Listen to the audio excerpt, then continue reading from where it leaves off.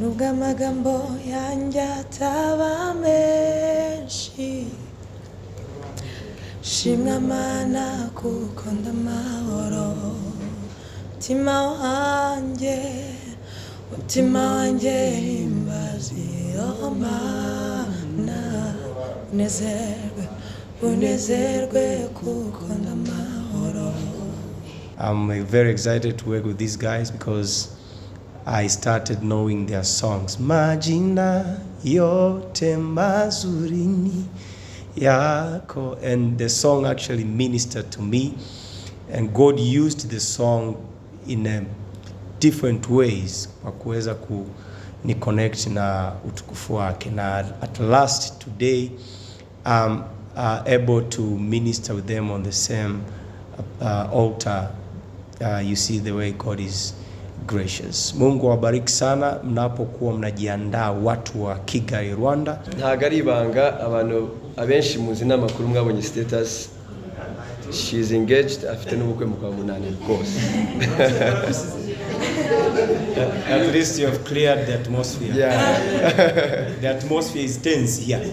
Muri mwe murabazi ibyo muzi rwose. Turabatumiye muri concert dufite, tegereje byinshi Imana izaduha kuri uwo mugoroba. Murakoze. Turanyotewe natwe, turiteguye, tuzaza tunyotewe, dutegereje gusingira icyo Kristo azaba yadufatira uyu munsi. Muzaze muri benshi dufatikanye kuramya no guhimbaza Imana yacu. Nubwo amagambo yanjye ataba menshi, shimwa Mana kuko ndamahoro. Mutima wanjye himbaza iyo Mana, unezerwe kuko ndamahoro. Turabatumiye muri concert dufite kuwa 4 w'iki cyumweru ku itariki 22 hano kuri Crown Conference Hall Nyarutarama, imbere ya RDB kuri SP, kamanuka mko kwimoso. Azabana amasaha ya saa 12 kugera saa 3. Muzaze tubane, tegereje byinshi Imana izaduha kuri uwo mugoroba. Murakoze. Murakoze cyane. Ngo namwe murategereje? Turategereje cyane. Turanyotewe natwe, turiteguye, tuzaza tunyotewe, dutegereje gusingira icyo Kristo azaba yadufatira uyu munsi. Muzaze muri benshi dufatikanye kuramya no guhimbaza Imana yacu. Tutuma kongera dusoza. Nacho. Murakoze cyane, turabashimiye abantu bari kugura amatike, abantu bari kudufasha, turabashimiye mwese, muzaze muri benshi, tunezeranwe twese hamwe. Murakoze cyane. Bwana Yesu asifiwe. Praise God. This is Dr. Ipiana all the way from Tanzania, East Africa, and I'm here in Kigali for a mega worship gathering that will be happening on 22nd of June, this Thursday, hosted by HYMNOS.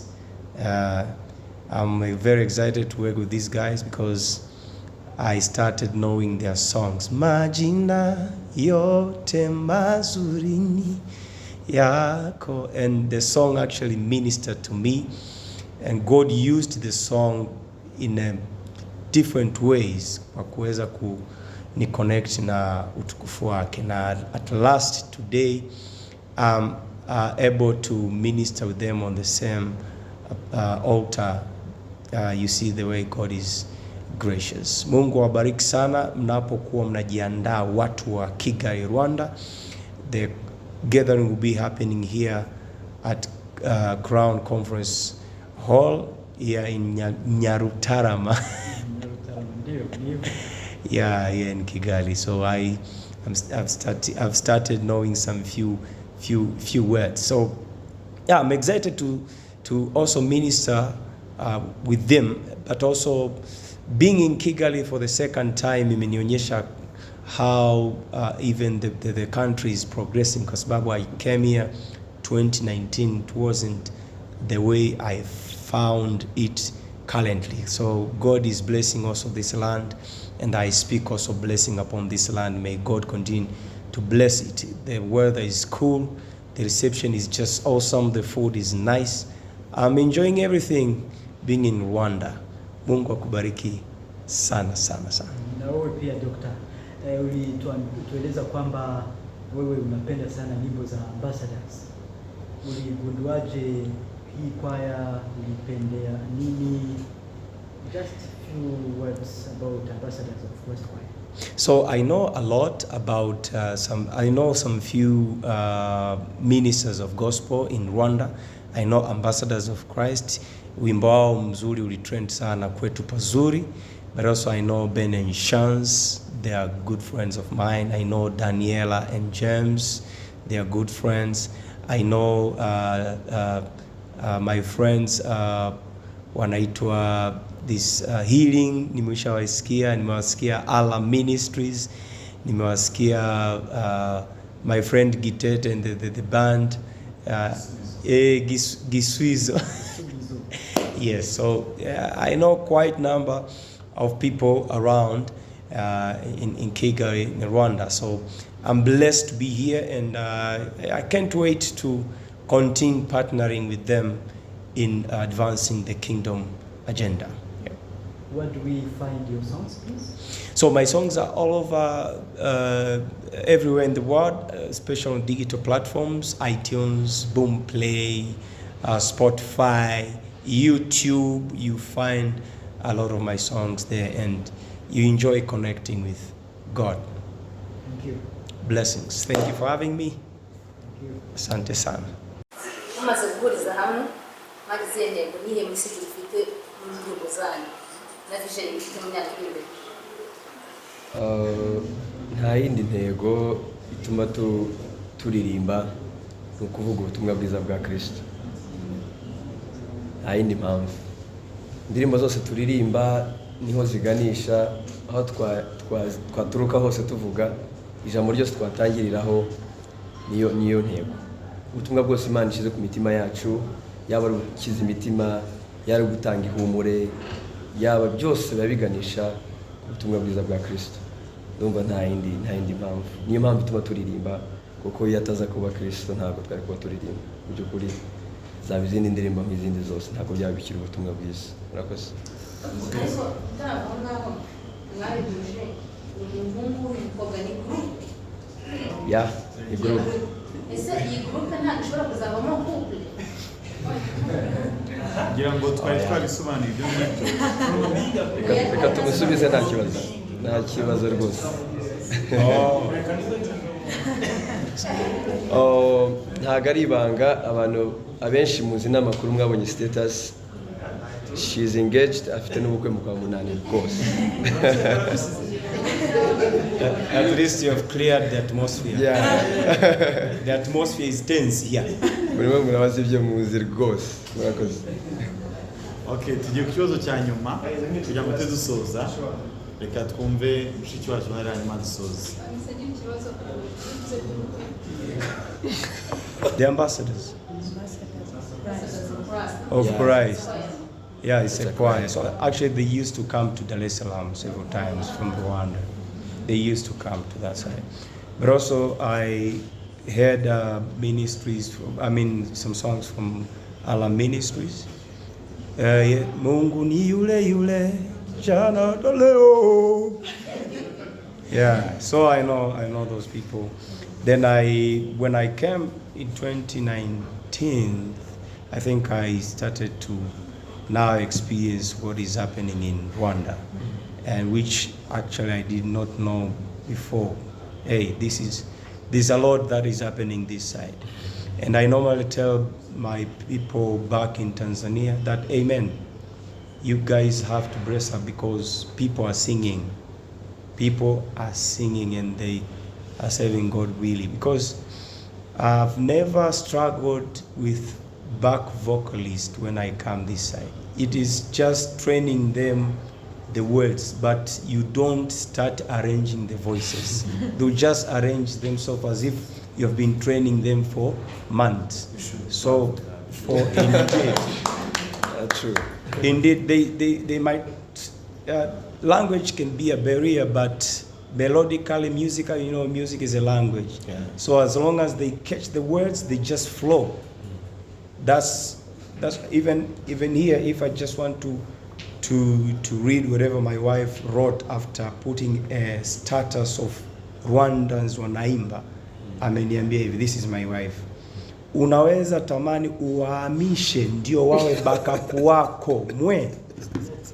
Yani she wanted these people who were backing me up this side, niwahamishe niende nao TZ, Tanzania. You understand? So you now at least you know how much I'm into Rwanda music and vitu kama hivyo.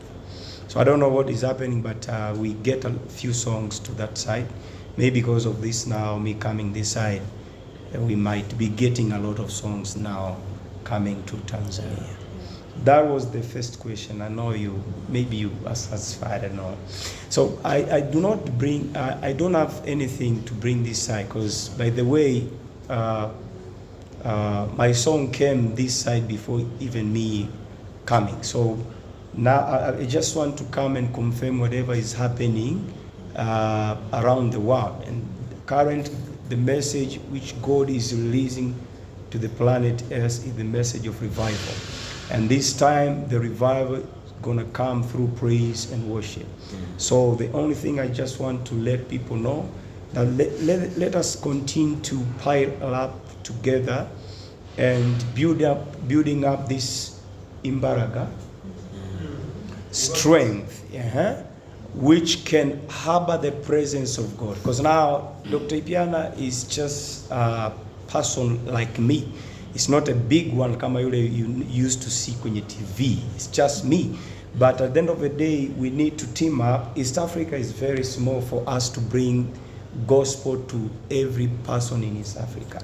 Because now hii hapa disunity na language barrier ndio inaonyesha kwamba East Africa is big, but East Africa is very small for us to bring Jesus to every corner. So my message is, let us continue to pray and come together in unity to praise our God, for us to receive the revival which has been proclaimed several years ago. Now, I just want to let people in Rwanda know that this coming 22nd, let them not come to see Dr. Ipiana. Let them bring their sacrifice of thanksgiving. Let them come to praise God. And I know there's no time when people praise and thank God after asiwahudumie. There'll be a lot of miracles happening because people wamekuja kumshukuru na kumsifu Mungu. That is all I have for Rwanda. God bless. Thank you. Ndetse na concert y'ibintu ubukwe n'ubw'umuryango, concert ni inshuti za HYMNOS. Niyo mpamvu bitangwa pe. Ntabwo bimvuna kubera ko afite ababyeyi, afite abavandimwe, afite n'inshuti, abo bari ku ruhande rw'ubukwe. Afite mwebwe abanyamakuru ba Gatete, ku ruhande rwa HYMNOS nabo tugisera n'umuntu nta kibazo. Ni muntu ki? Umwana w'Imana. Sure. Nta kirenze kuri ibyo. Yambaye ubwiza bw'Imana.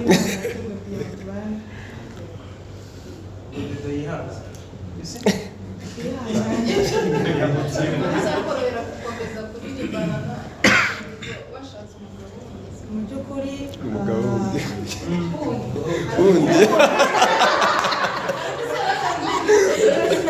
subiramo ikibazo neza. Okay. I know. Ntabwo nari nsanzwe ndi umugabo n'ubundi. Subiramo ikibazo neza. Subiramo ikibazo neza. cyumvikanye. Okay. Ikibazo cyumvikanye. Reka twumve umuvandimwe ari uhagaze arimo gusoza. Reka nsubize nta kibazo. Impamvu bitazagorana yaje mu gihe azi ibyo nkora, kandi turashima Imana ko yabikoze mbere yuko wenda habaho iyi level tugezeho yo kubaka. Azi ibyo dukora, kandi nawe ni umuntu w'Imana, azi impamvu aje. aje niyo mpamvu namwe mubwiye impamvu twamenyanye hari impamvu niyo mpamvu twamenyanye hari impamvu aje gusapotinga umurimo uyu ni umurimo w'Imana dukora izadushoboza kimwe nyine twavuga umuvandimwe aradusoza uhagaze Murakoze nitwa Rani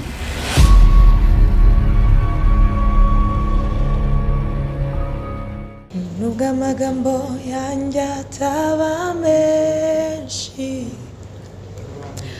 shimwa Mana kuko ndamahoro mutima wanjye himbaza iyo Mana unezerwe kuko ndamahoro